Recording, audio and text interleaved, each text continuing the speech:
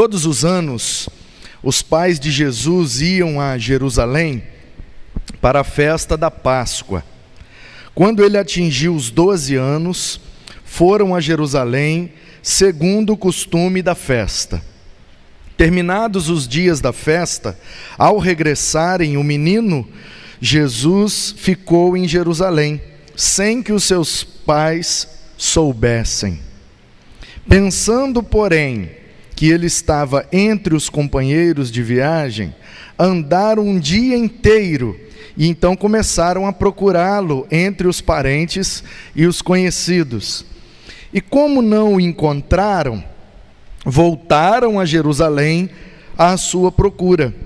3 dias depois, o acharam no templo, assentado no meio dos doutores, ouvindo-os e fazendo-lhes perguntas. E todos os que ouviam o menino se admiravam muito da sua inteligência e das suas respostas. Logo que os pais o viram, ficaram maravilhados. E sua mãe lhe disse: Filho, por que você fez isso conosco? Seu pai e eu estávamos aflitos à sua procura. E ele respondeu: Por que me procuravam? Não sabiam que eu tinha de estar na casa do meu pai? Não compreenderam, porém, as palavras que lhes disse. E voltou com eles para Nazaré, e era submisso a eles. E a mãe dele guardava todas essas coisas no coração. E Jesus crescia em sabedoria, estatura e graça diante de Deus e dos homens. Amém. Deixa eu te explicar o que é que está acontecendo aqui. Jesus está indo ao templo para passar por um ritual judaico chamado Bar Mitzvah. Já ouviu falar desse ritual? Todo menino judeu, e hoje em dia eles fazem aos 13 anos, e também, dependendo da linha judaica, também as meninas. Mas nos tempos de Jesus, todo menino judeu, quando completava 12 anos de idade, ia ao templo para passar por esse ritual chamado Bar Mitzvah, que em hebraico significa filho do mandamento, filho da lei, filho das regras que Deus deu ao seu povo através de Moisés. Então, como que funcionava a questão da faixa etária nos tempos de Jesus? De 0 até 12 anos é criança. Dos 12 até os 30 é mancebo, é jovem. Dos 30 em diante é adulto.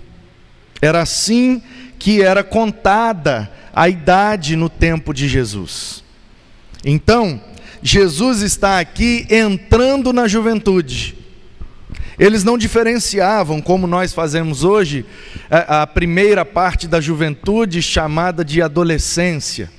Eles não tinham essa prática. Então, de 0 a 12 é criança, de 12 a 30 é jovem, de 30 para frente é adulto. Porém, isso é a faixa etária social. Na sociedade era considerado dessa forma. Porém, na religião judaica, aos 12 anos, passando pelo Bar Mitzvah, o menino já passava a ter a responsabilidade de cumprir a lei, de obedecer aos mandamentos. Então é uma espécie de maturidade religiosa. Ele já tem as obrigações da religião. Seria o equivalente, na nossa experiência religiosa, ao batismo. Uma criança que frequenta a igreja com sua família durante um bom tempo e de repente batiza. E agora ela se torna então membro da igreja, e aí ela tem acesso a algumas coisas que antes não tinham. Por exemplo, na nossa experiência, depois de batizado, mesmo que seja ainda uma criança ou um adolescente, está apto a participar da ceia do Senhor. Antes disso, não participa. Então, da mesma forma, o bar mitzvah, para o menino judeu, é esse momento em que ele deixa de ser criança e passa a ser jovem e passa a ter algumas responsabilidades, alguns compromissos diante da religião. E aí, todos os anos, José e Maria iam para Jerusalém, na Páscoa. Isso quer dizer que eles não tinham condições de ir em todas as festas, porque moravam em Nazaré. Era uma família pobre e que morava muito longe. Talvez você não tenha a dimensão geográfica das terras bíblicas, então eu vou trazer para o nosso contexto para você entender. Imagine que toda a terra da Palestina, todo o território que o povo saiu do Egito e tomou posse, chamado Canaã, desde lá de cima, lá no Monte Hermon, até lá embaixo no Mar Morto, essa extensão de terra onde os hebreus foram morar. Então, imagine que Jerusalém é como se fosse uma grande cidade da parte sul. Era considerada capital por causa de Davi, por causa do templo que Salomão fez lá, por conta de tudo que envolvia as questões judaicas, da tribo de Judá, de onde era Davi e onde pertencia o território de Jerusalém. Então é tudo uma questão também de geografia. Davi era rei, ele era da tribo de Judá. Aonde ele vai fazer a capital do seu reino? Na cidade que fica no seu território, em Jerusalém. Então, inclusive é por isso que eles se dividiram depois de Salomão. Depois que Salomão morreu, o filho dele que assumiu foi o Roboão. O que é que aconteceu? O pessoal do norte, das 10 tribos do norte, veio lá conversar com ele. O Roboão, está muito difícil a gente sair lá do norte e vir adorar aqui embaixo. Seu pai fez o templo aqui, mas a gente que mora lá na Galileia são quase 300 quilômetros. Então imagine que se fosse o estado, é mais ou menos, o território da Palestina é mais ou menos o tamanho do estado do Espírito Santo. Então, para você entender em termos de distância geográfica, é como se Jerusalém fosse Cachoeiro de Itapemirim. A Grande Vitória é Samaria, a Galileia é de São Mateus para cima. Agora você imagina, todo ano, 3 festas: Páscoa, Pentecostes, Tabernáculos. Sair lá de Pedro Canário, sair lá de Mucurici, Montanha, Pinheiros, do extremo norte do nosso estado, andando a pé, sem asfalto, sem BR, em territórios desérticos, muita areia, muito morro, muitos perigos na estrada, e com menino, com barraca, com animal, com comida, todo mundo a pé, acorda cedo, arruma tudo, sai andando, para comer, anda mais um pouco, para montar o acampamento, dorme, um frio terrível de noite, acorda, já está aquele calor terrível, desmonta o acampamento, joga nas costas, anda mais um pouco, para, come, anda mais um pouco, para, monta o acampamento, frio terrível, calor terrível, um frio. Sabe quanto tempo demorava a viagem da Galileia até Jerusalém, nos tempos bíblicos? Cerca de 15 dias. Ida e volta é 1 mês. É 1 mês sem trabalhar, é 1 mês sem produzir, é 1 mês fora de casa, é 1 mês com os meninos na estrada, dormindo na rua, montando acampamento, desmontando acampamento, correndo o risco de ser assaltado. Já pensou a logística, a complicação, a dor de cabeça que não era sair da Galileia para ir adorar em Jerusalém? Por isso que eles foram lá e pediram para o Roboão: deixa a gente fazer uma congregação lá em Samaria, em Betel, porque aí fica no meio do caminho, é mais fácil para nós. O que o Roboão fez? Não, se quiser vai ter que vir aqui. Aí eles racharam, proclamaram Jeroboão como rei, e as 10 tribos do norte passaram a adorar em Betel, lá em Samaria, e ficaram Israel. E aí as 2 tribos do sul, Judá e Benjamim, ficaram com a capital Jerusalém, adorando ali no templo de Salomão, e aí eram 2 nações. 19 reis no norte, 19 reis no sul. A Assíria, em 722, destrói o norte. A Babilônia, em 586, destrói o sul. Cativeiro, 70 anos depois eles voltam, reconstroem. E aí vem a Pérsia, depois os gregos, os romanos, o Novo Testamento, e a história vai por aí afora. O que eu quero que você entenda, para você se jogar dentro desse drama aqui comigo, nessa história, que é uma história dramática, a história de uma família pobre, que sai do extremo norte e vai para o sul, andando cerca de 15 dias, porque o filho completou 12 anos, e ele precisa passar pelo ritual do Bar Mitzvah.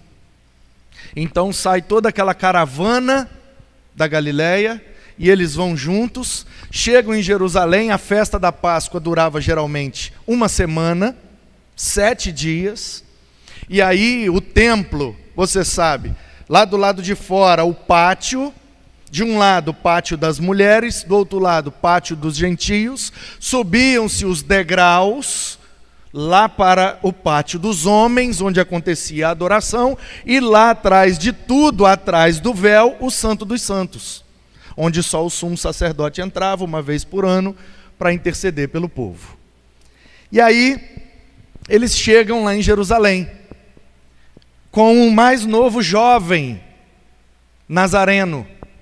Jesus, filho de José e Maria, fez 12 anos e está lá com eles, para viver aquele momento que todo menino aguardava. É tipo uma menina que aguarda a festa de 15 anos.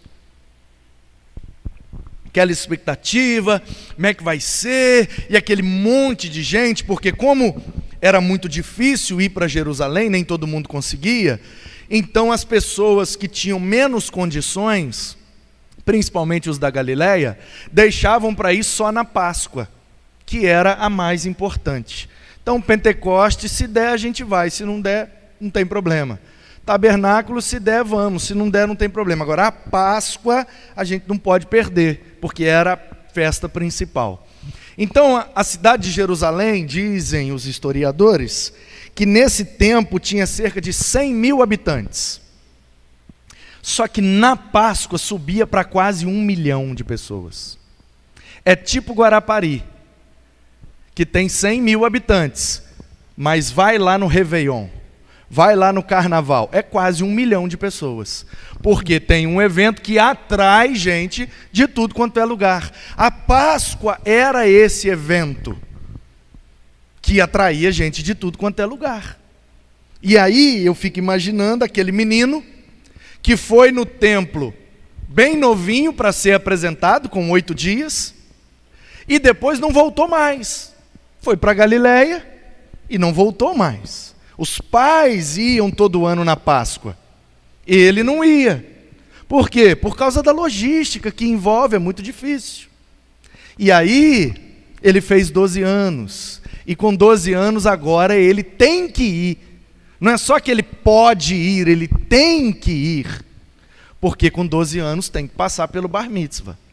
Aí os homens rodam em volta do menino, e botam nele o quipá, e dançam ali algumas músicas, e as letras são alguns salmos, e dançam em volta do menino de mãos dadas, e cantam e exaltam a Deus e a lei do Senhor, e então o menino ali diante de todos os homens se compromete a obedecer à lei do Senhor. E aí ele então é considerado um filho do mandamento, Bar Mitzvah. E aí é exatamente isso que está acontecendo. Terminou o Bar Mitzvah, a festa continuou. Como vinha gente de tudo quanto é lado, Jerusalém era o centro religioso da época. Então, principalmente na Páscoa, tinha lá todos os caras mais top da época da religião. Então você tinha lá em Jerusalém o rabino Gamaliel, que era um rabino muito top. Você tinha o rabino Hilel, que era um outro também excelente. O Shammai, que eram de duas linhas diferentes, mas eram dois caras muito conhecidos. Eles eram rabinos em Jerusalém. Paulo, inclusive, o apóstolo, foi aluno do Gamaliel. Então, esses caras, no decorrer dos 7 dias de festa da Páscoa, eles sentavam no pátio dos homens e começavam a conversar sobre a lei de Moisés, sobre como eles interpretavam e como eles ensinavam para os seus talmidim, os seus discípulos, seus alunos. E aí, essas conversas rendiam. E os rabinos conversando entre si, e aquele bando de homens sentado, boquiaberto, maravilhados com o conhecimento daqueles rabinos. E aí, José e Maria empolgados com a festa, que foi uma bênção, e Jesus agora já é um filho do mandamento e tal, e vamos juntar, cadê a caravana aí da Galileia? Vamos embora, a festa é uma bênção, mas nós temos que voltar, que eu tenho umas mesas e umas cadeiras para terminar. E aí José pega Maria, a turma da Galileia, e vamos embora. E empolgados com todo aquele movimento e com um evento importantíssimo que eles acabaram de viver, eles esqueceram de reparar se Jesus estava na caravana e começaram a ir embora. E foram saindo de Jerusalém, foram subindo a estrada. Quando foi chegando no final do dia, na hora de montar o acampamento, o José, então, vamos aqui, armar a nossa barraca aqui e tal, chama Jesus lá para me ajudar. E aí a Maria, alguém viu Jesus aí? Chama ele aí, fala que o Zé está chamando ele aqui, eu vim ajudar o pai dele a montar a barraca, está na hora de dormir. E aí, não, mas Jesus não está aqui não está aqui, cadê? Sumiu. Meu Deus, onde é que foi parar esse menino, gente? Só pode ser que ele ficou lá em Jerusalém. Esquecemos o menino. Esqueceram o menino para trás. Que pais irresponsáveis, hein? Esqueceram um filho de 12 anos. Que pais imperfeitos. Isso já me ensina aqui uma primeira coisa muito importante para nós que ainda vivemos com os nossos pais, que ainda devemos honra, submissão e obediência aos nossos pais, que nem os pais de Jesus foram perfeitos. Aliás, José nem pai era, né? Era padrasto. Sim ou não? Se não era pai e criava, era o quê? Padrasto.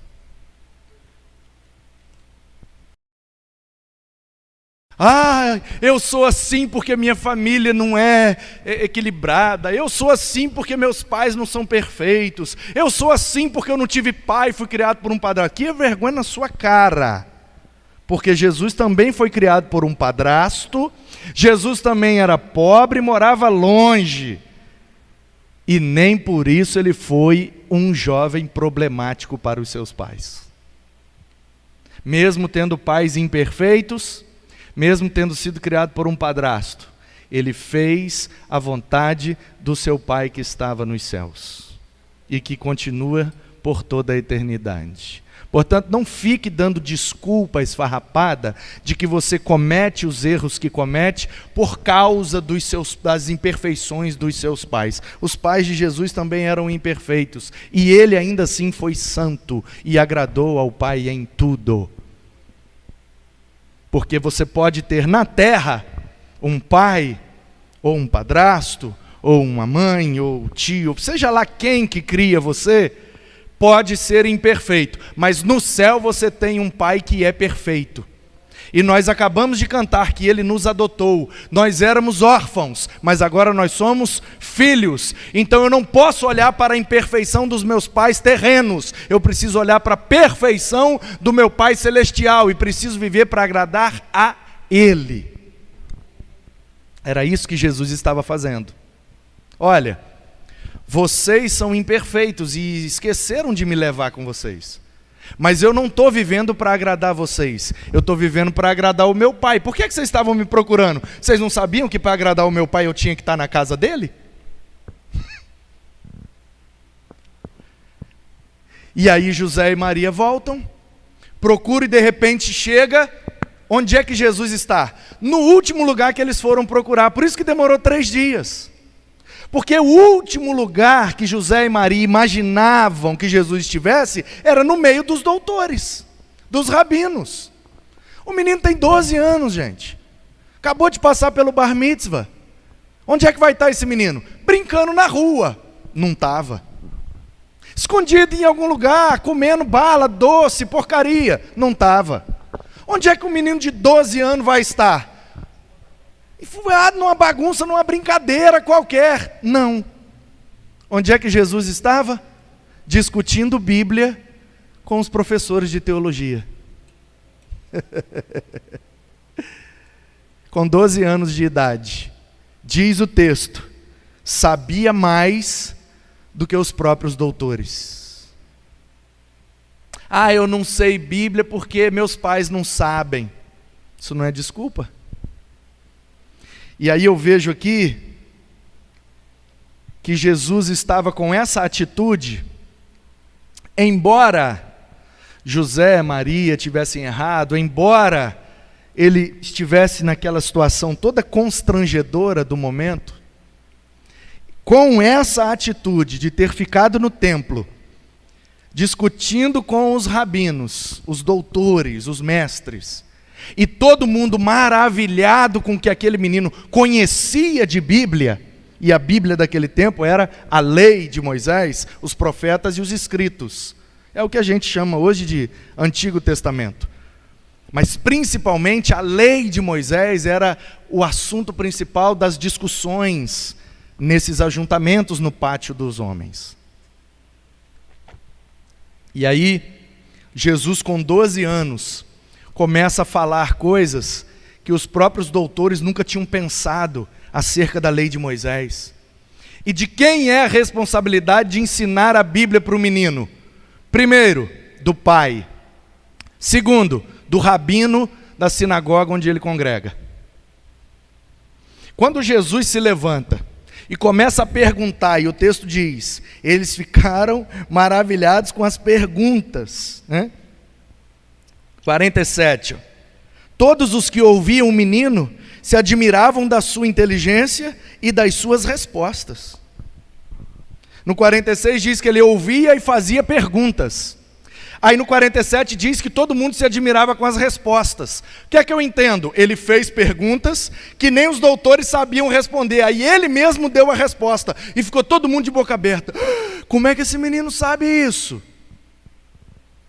Os rabinos da roda de conversa, primeira coisa que pensaram foi, quem é o rabino desse menino? Quem é o rabino desse? Esse menino é de onde? De onde você é, meu filho?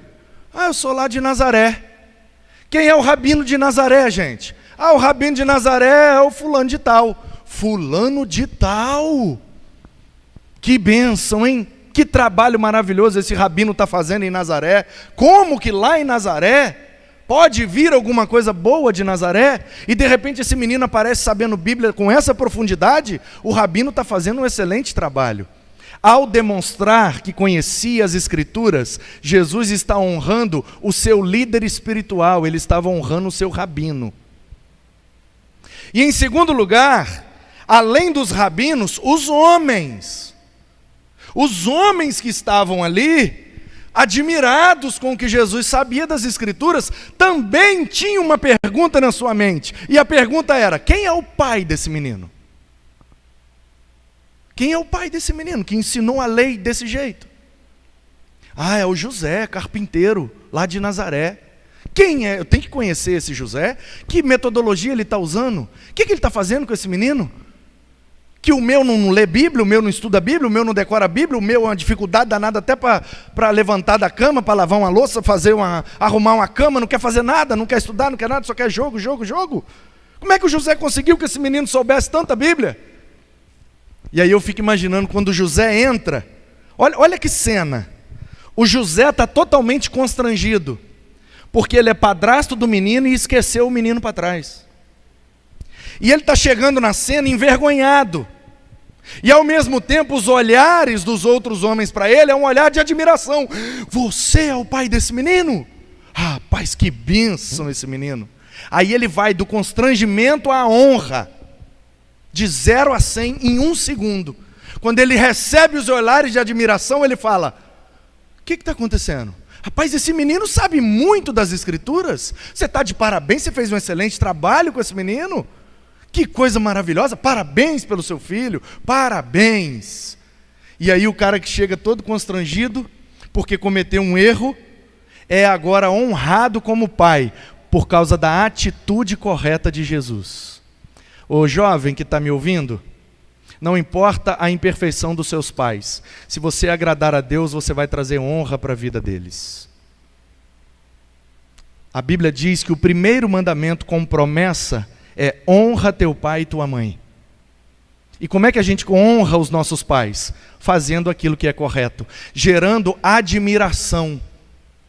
Porque quanto mais correto, quanto mais produtivo, quanto mais bem-aventurado nós somos, mais honra a gente atrai para os nossos pais e para os nossos líderes espirituais. Da mesma forma que houve naquele momento, por causa de Jesus, honra para o rabino e para o pai dele, também nós jovens, quando nos comportamos bem, quando nos vamos bem na sociedade, quando damos um bom testemunho, quando somos relevantes e corretos e prósperos na nossa vida, a gente traz honra para o nosso pastor e para os nossos pais.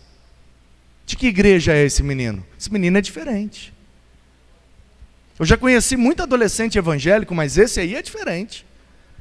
Ele não é chato, ele não é quadrado, ele não é preconceituoso.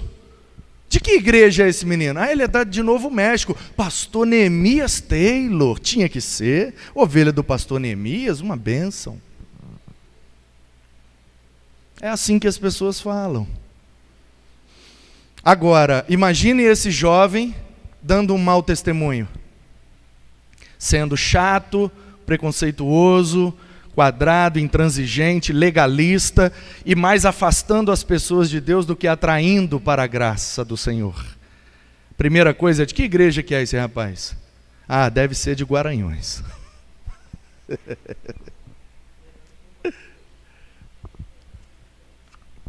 Portanto, jovens, precisamos viver com essa mentalidade. Tudo que eu faço reverbera nos meus líderes espirituais e sociais. Tudo que eu faço vai rebater nos meus pais e nos meus pastores. Um menino começa a saber muita Bíblia na igreja. Quem é o professor de Bíblia desse menino? Ele vai ser honrado. Então, queridos, temos que viver com essa perspectiva.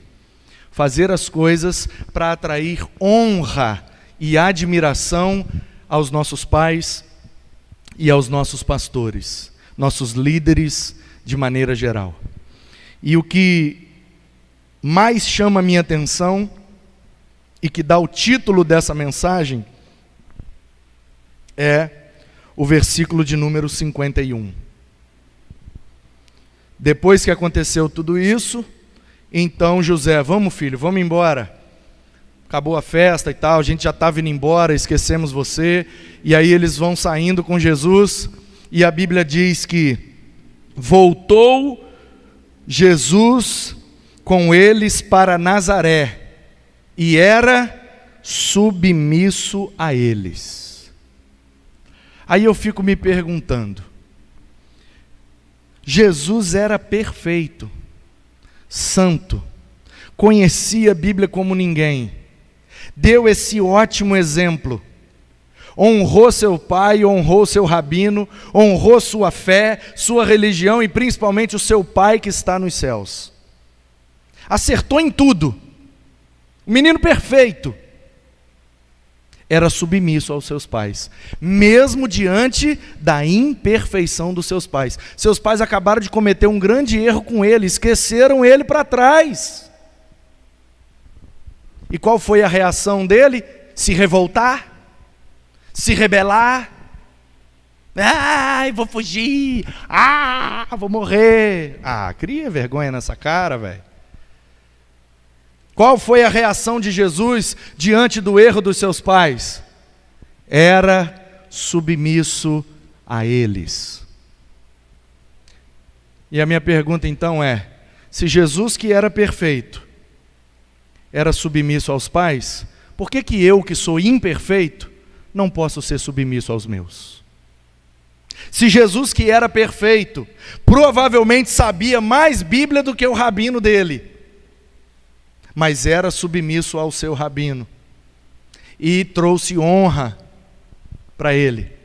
Se Jesus, que era perfeito, conseguia se submeter e honrar seus pais e seus líderes, por que é que eu, que sou pecador miserável, acho que tenho o direito de me rebelar contra meus pais e contra meus líderes? Eu não tenho esse direito. Jesus não teve, mesmo sendo perfeito. Portanto, eu muito menos, já que sou muito menos perfeito do que ele. Por isso que, para a juventude ser próspera, produtiva, e andar segundo a vontade de Deus, cumprindo o propósito que Deus tem para nós, nessa geração, a gente precisa andar em submissão, honrando nossos pais e nossos líderes. Aí sim vai acontecer na nossa vida o que acontecia com Jesus. 52, ele crescia em sabedoria, em estatura e graça, diante de Deus e diante dos homens. Se tem uma coisa que um jovem precisa é crescer. Às vezes em estatura, às vezes em conhecimento, às vezes em riqueza, em posses, em experiência, em maturidade, porque a juventude propõe exatamente isso, é o período de transição entre a infância e a maturidade. Então é um caminho progressivo até atingir a idade adulta. Então o que o jovem precisa para se tornar adulto? Crescer, porque a infância está aqui, a idade adulta está aqui. Como é que chega de lá até aqui? Crescendo. Crescendo no quê? Em sabedoria, em estatura e em graça. A gente precisa crescer, mas não só crescer naquilo que nos importa, crescer naquilo que importa para os nossos pais, crescer naquilo que importa para os nossos líderes e principalmente crescer naquilo que importa para o nosso Deus. Esse é o propósito de Deus para nós, esse é o exemplo de Cristo para nós. Um adolescente de 12 anos. Um adolescente de 12 anos.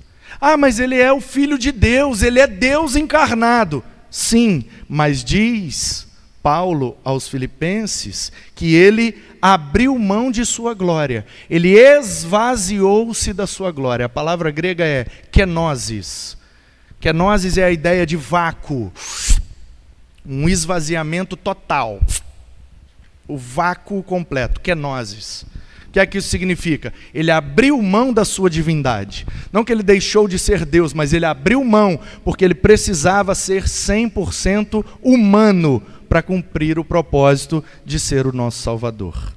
Então esse menino aqui de 12 anos, ele está esvaziado da sua glória. Ele é um menino 100% humano, de Nazaré, e fez o que fez. Não tinha dinheiro, não estava na capital, criado por um padrasto, com todas as dificuldades possíveis. E o que é que ele fez?